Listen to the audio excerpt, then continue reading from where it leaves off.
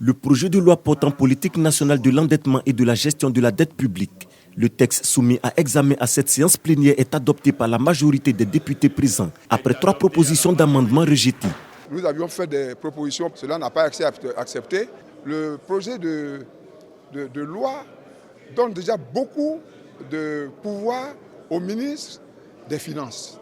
Donc dès lors que lui, il assure la gestion, nous avons demandé que celui qui définit les modalités soit différent, en l'occurrence que ce soit le président de la République. Et cela n'a pas été accepté.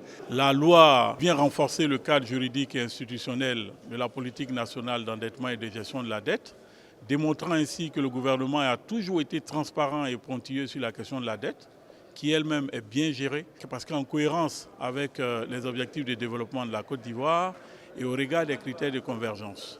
Je suis donc très heureux du vote de cette loi qui devrait une fois de plus rassurer les Ivoiriens. C'est la première fois que nous voyons l'exécutif associer le Parlement dans la prise de décision, dans la gestion, l'encadrement d'une loi de dette.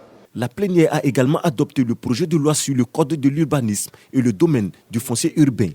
Le texte apporte des innovations dans l'obtention de l'ACD, arrêté de concession définitive. L'ACD aujourd'hui fait l'objet de contestations. Cette loi, ce qu'elle apporte comme innovation, c'est de faire en sorte qu'une fois que vous avez votre ACD de façon régulière, et j'allais dire de bonne foi, que ce ACD-là ne soit plus l'objet de contestations. Le débat à cette séance a aussi porté sur les sanctions prévues par le projet de loi relatif aux communications électroniques. C'est l'article 214 qui établit les sanctions pénales liées aux violations des communications électroniques, communications privées.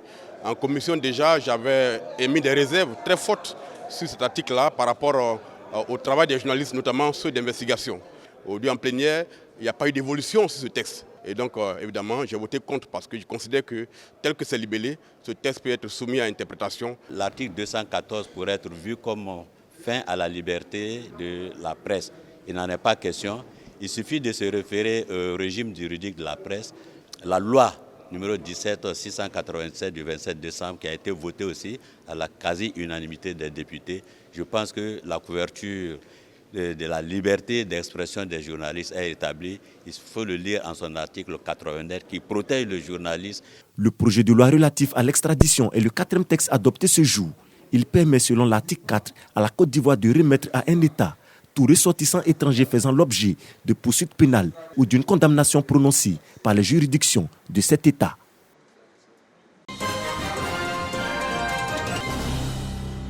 Deuxième journée du 7e forum annuel sur le financement de la santé à Washington aux États-Unis.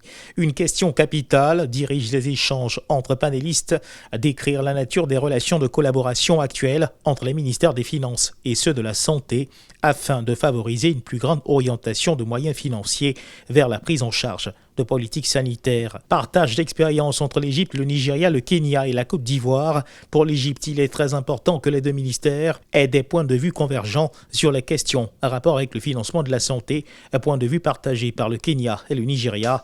La Côte d'Ivoire a aussi donné sa part d'expérience sur le sujet par la voix du ministre de l'Emploi et de la Protection sociale, Adama Kamara. On leur a expliqué qu'en Côte d'Ivoire, avec la réforme structurelle qui est en marche, il y a d'un côté les ressources qui proviennent des cotisations sociales et de l'autre côté les ressources qui proviennent du budget de l'État de Côte d'Ivoire. Notre objectif, c'est que la finalité de cette réforme-là, les cotisations sociales puissent suffire à financer le secteur de la santé. Si par extraordinaire ces cotisations sociales ne suffisent pas à financer le secteur de la santé, alors on pourrait faire appel à des ressources affectées que le ministère de l'économie et des finances voudra bien mettre à la disposition du dispositif de prise en charge du risque maladie. Les retours que nous avons de nos collègues sont assez satisfaisants et ils se font forts d'appliquer ce modèle-là dans leur pays.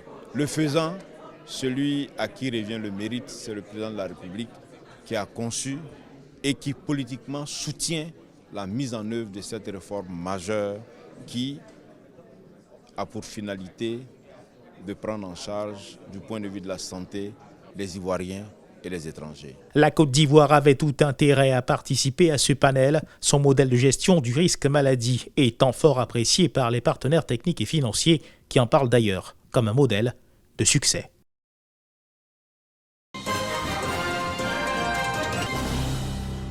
« 88 milliards de francs CFA, c'est le montant qui sera injecté dans la construction de 3 complexes hôteliers 5 étoiles à l'intérieur du pays. Yamoussoukro, San Pedro et Abengourou sont les villes bénéficiaires de ce projet. Une contribution à l'émergence du secteur de l'hôtellerie portée par des opérateurs économiques nationaux et investisseurs turcs. Cet investissement contient plusieurs modalités d'activité, plusieurs fonctions, à commencer avec l'hôtel et puis une salle de conférence très grande qui va servir toute la région et tout le pays, même l'Afrique de l'Ouest, et un aquapark, un parc écologique, beaucoup d'aspects qui va contribuer au développement de votre pays. On a commencé en Turquie depuis 2013-2014 et on a fait le retour au pays, on a vu tout ce qu'il y a comme opportunité. Alors nous avons décidé avec nos partenaires de venir en Côte d'Ivoire accompagner la politique du président Alassane Ouattara. Le projet présenté au ministère en charge de l'économie et celui du tourisme, les bailleurs se fixent une période de 3 ans pour achever les travaux. Ce projet tripartite rentre dans le cadre de la stratégie Sublime Côte d'Ivoire et le ministère se met à disposition de ses partenaires et que cela puisse permettre non seulement aux jeunes Ivoiriens d'avoir du travail, également faire en sorte que le tourisme soit un véritable moteur de croissance. Les différents édifices seront construits sur un espace de 10 hectares dans chaque ville. Les premiers coups de pioche retentiront dans 6 mois dans la ville de Yamoussoukro.